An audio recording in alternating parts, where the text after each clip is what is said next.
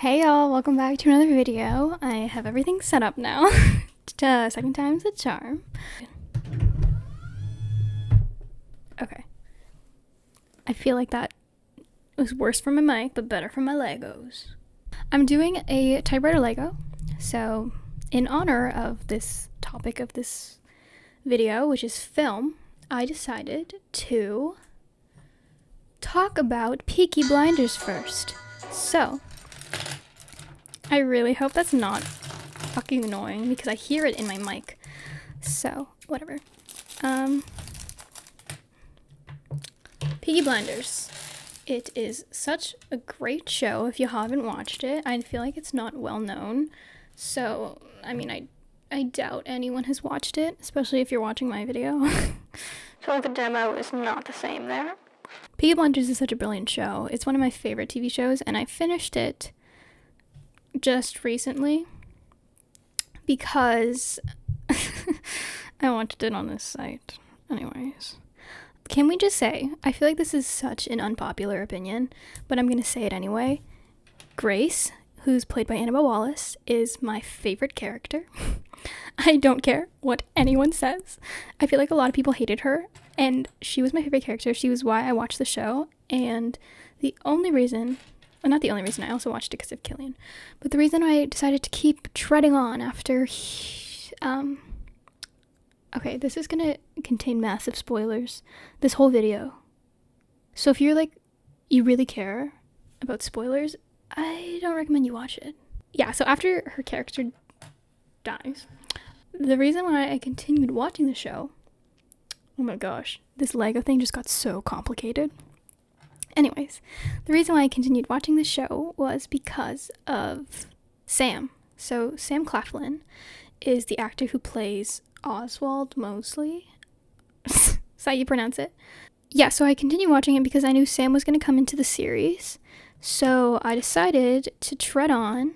But yeah, Grace is my favorite character. She's also Irish. I became such a big fan of the Irish accent after watching that show. Dude, in theory, this video idea was so good. I just cannot multitask for the life of me. Fuck. I was on YouTube finding compilations, and I came across one of them, and it was like, happy or sad? Sad. Okay, but I warn you, it'll break your heart. That clip just made me watch the show because I love them so much. They're my favorite couple ever, like literally in the universe. I actually tweeted one time, I was like, my toxic trait is loving Blair and Chuck from Gossip Girl, and then I was like, no, my actual toxic trait is liking Tommy and Grace. So, spoiler, once she dies, I did not want to watch the show anymore because she was my favorite character. What am I supposed to do now? But I kept treading on because the good citizen I am, I knew that Sam Claflin was going to come in season 5. So I watched the show for him. But also, I love Killian. That's where I found him. Cillian Murphy's the person who plays Thomas Shelby, which is the main character. And he's a phenomenal actor. We're going to be talking about some of his other films later. But yeah, he's such a good actor. Oh my gosh. So yeah, I watched it because of him, yes. But I don't know, I was like excited whenever I saw Annabelle, who plays Grace. She's my favorite ever. And I mean, like, I would never want to love like that because it's pretty toxic. But, you know, for the sake of the show, for the sake of fiction, love them together. Anthropoid. This is a war movie set in World War II, and Killian is one of the stars of this movie. It's one of my favorite movies, surprisingly. I actually really like war movies, but I haven't watched many of them. So, his co-star is Jamie Dornan, who, if you know him, he's from 50 Shades of Grey. I haven't watched it, but I feel like that's what he's most well known for. So yeah, there's that. Both of them phenomenal actors, let me tell you that. My favorite trait of actors is when they can change accents. Like, it's, I don't know, it's mesmerizing to me when actors change their voice, and that's generally why I like a lot of non-American actors, because not that Americans can't change their voice, they definitely can, and they're really good at it. One example is Lily Collin in Love, Rosie. Amazing movie as well. But I feel like if you're not from America, at least the films that I consume, you're more likely to change your accent. Irish is actually my favorite accent ever. Killian is, I want to say Slovakian, and then I want to say that Jamie is Czech, but I could be wrong.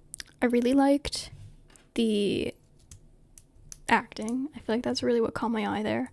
I also really like war movies and movies that are based on real things. We're going to be talking about Christopher Nolan's filmography in just like 30 seconds. I'm going to put on a time lapse of me doing the Lego so I can get some stuff done, and we'll come back to talk about Christopher Nolan.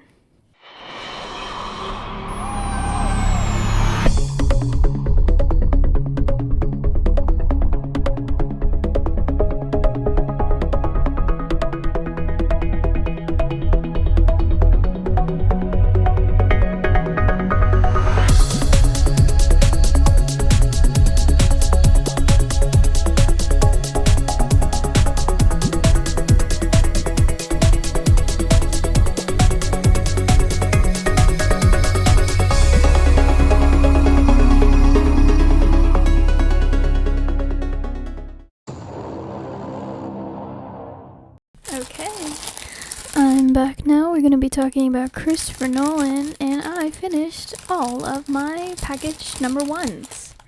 On to number 2, hopefully it's a little bit more manageable. It should be, I don't think it's as repetitive. I had to build like 9 things of everything. So, we're going to start in the order that I watched Christopher Nolan's movies. So the first movie that I watched of his was actually, any guesses? It was Interstellar. I was in my physics class. Before, in the last, I don't know, year or two, is when I actually started watching films. So I actually didn't know what Interstellar was.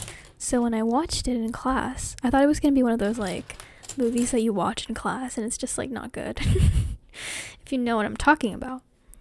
So I looked up on IMDb, which is one of my favorite websites, who was in the movie, and I saw the Timothy Chalamet, Anne Hathaway, Matthew McConaughey, Jessica Chastain, like just actual pop culture actors, not some documentary, and I was shocked. So then I was like, okay, this might be fun to watch, and I paid attention to it, or else I probably would have tuned it out or something, and it was really, really good. I would kind of understand the physics behind it. Not all of it. I don't actually understand the ending. But who does understand it? It couldn't be me. I did understand time dilation and like that whole thing. One of my favorite fucking scenes ever is when it's like Timothy Chalamet, Matthew McConaughey, Jessica Chastain, and Casey Affleck, who are just like looking through the time video capsules, and it was, but yeah, time dilation, pretty cool that we actually learned that in class. But that kind of opened me up to actual filmography. Inception. I watched it. There's a little bit of a trend. I watched it because of Cillian Murphy, who's in it, and Leonardo DiCaprio, Joseph Gordon-Levitt. I actually really enjoyed Inception. At first, I thought I wasn't going to understand it. If you're watching a Christopher Nolan movie, you have to follow it. Like, you can't zone out and then understand it. Like, if you miss one thing, you don't even know whose dream they're in anymore. But that's okay. So, fuck. But let's talk about Tennant really quick, because I watched Tennant because of Robert Pattinson and Christopher Nolan, and I watched it when I was at work doing stuff, and I'm gonna tell you straight up, did not understand a single thing of that movie. Like, I could not tell you anything about it. Granted, I did watch it while I was at work, so, you know, I don't know how much of a fair shot I gave it. However, I feel like if I watched it on my own, on like my own time, I still would not have understood it. All I remember is inverted, and that's my big takeaway from it. Oppenheimer. I'm so excited to, fuck, this is not like going well. I'm so excited to watch Oppenheimer. It's like, oh my gosh, can this fucking go down? It's coming out in like 2023, and oh my gosh, the cast, amazing. Like, literally, fucking Josh Peck, my childhood right there. And like Devin Bosnick or something like that, who plays Roderick in Diary of a Wimpy Kid. They're really getting their big breaks. Also, Dunkirk is on my TBW to be watched. I'm really excited to see that movie. But I'm just like haven't been in a movie mood to watch it yet, and I want to give it a fair shot. So I haven't watched it yet, but I'm so excited to watch it. Barry Keoghan, is that how you say his name? He's in it. Who plays the next movie I'm going to talk about. He plays the Joker in the Batman. So we're going to talk about the Batman now. Amazing. Yes, I watched it because of Rob, but the first opening scene,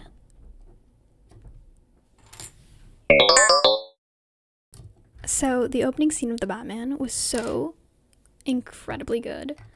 Matt Reeves did an incredible job directing that movie. So good. I really liked it. It was the first Batman that I've ever seen. I'm also not a big DC person. The only thing that I watch from DC is The Flash on the CW, which is the TV show, and I kind of stopped watching that one as well. But I need to finish it still. So that's also my TBW. Yeah, the Batman was great. I really recommend you watch it, but at this point, so many people have watched it, and it's a really proud moment for me to see people actually liking Robert, because I feel like a lot of people really did not like him for a long while, which is crazy because Rob is such an incredible actor. Like I said before, Rob does amazing accents. Lady Bird, Little Women, Saoirse Ronan. Saoirse Ronan is literally perfect. She's the best. I watched both of them. I love both of them. Greta Gerwig, so good. So effing good. She should have won. I don't know, I said effing. She should have won an Oscar for directing. She was snubbed. No, I'm just kidding. But like, not really. I'm so confused. Honestly, it was really good because it was kind of like I watched it and I knew that it was like so good on Rotten Tomatoes, and I was like, okay, so the cinematography is probably really good or something, or the story, I don't know, but it's like kind of YA in the sense that it's of high schoolers, and I had really high expectations though, I'm not gonna lie to you, because it was nominated for an Oscar and it delivered. Saoirse Ronan's so good, and I believe she played an American in the film, changing accents again, amazing. Little Women just was so good. It was one of like the first movies in Hollywood like pop culture kind of movies that I've watched that wasn't romance, and it was amazing. I read the book after. I know, sorry. I did read the book after I watched the movie, but it was really good. Really enjoyed it. So, yes, I recommend you watch both of those movies as well. Suck my dick. I, Tanya. This one is from Margot, Robbie, Sebastian Stan, and Allison Janney. So good. This is the movie that actually inspired me in life. It really propelled me into what I wanted to do. And Margot Robbie is literally phenomenal. In acting, in life, in looks, in accents. She does an American accent in this one, I believe. I think. Okay, I want to say New York, but I don't think that's right, so I'm not going to say that. Sebastian Stan also is phenomenal. Honestly, Margot Robbie, I'm waiting for her to win an Oscar. Because she's going to win one. She was nominated for I, Tonya, and I think I, Tonya should have won. I literally love that movie so much. It's not even funny. It's like a lifestyle at this point. I love it so much. It's based on a real story, written by Stephen Rogers, and I was too young to know the story, so I actually watched it and was just like, oh, this is a normal movie. And then I found out that it was based on a true story, and if you actually knew the story, it probably would have been like way cooler of an impact on you, but I hadn't, and I still loved the film so much. And it's about the Tonya Harding and Nancy Kerrigan dispute about ice skating.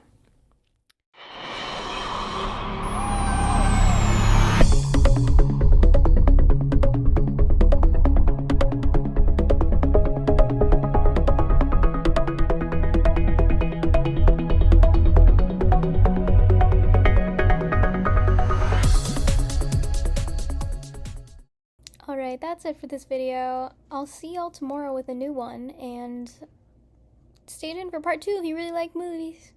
Bye!